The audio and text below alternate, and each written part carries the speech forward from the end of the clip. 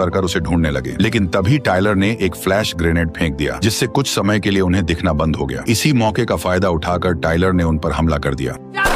बाहर निकलते ही टायलर ने मशीन गन पकड़े सैनिक को मार गिराया, फिर 2 ग्रेनेड गाड़ी के अंदर डालकर वहां से दूर निकल गया। उधर सायू अब धीरे धीरे हार मानने वाला था, लेकिन तभी अचानक टायलर की बॉस निकोल वहां आ गई और आते ही उसने गाड़ी में से आरपीजी निकालकर हवा में मंडराते हेलीकॉप्टर पर दाग दी और एक ही झटके में हेलीकॉप्टर जमीन पर धराशायी हो गया। ठीक उसी पल टायलर दूसरे बैरिकेड तक पहुंच गया, जहां उसने एक एक करके पुल पर खड़े सैनिकों को सटीक निशाने से मार गिराया। जल्द ही टायलर को ओवे की पोजीशन का पता चल गया, इसलिए वो पुल के किनारे से आगे बढ़ते हुए आसपास बचे हुए सैनिकों को मारने लगा। जबकि सायू पुल के बीच में फंसा हुआ था, उसके पास अब सिर्फ एक पिस्तौल बची थी। फिर भी वह जैसे तैसे कई सारे सैनिकों को ओवे के पास पहुंचने से रोकता रहा, लेकिन अगले ही पल एक स्नाइपर की गोली सीधे उसके सिर में जा लगी।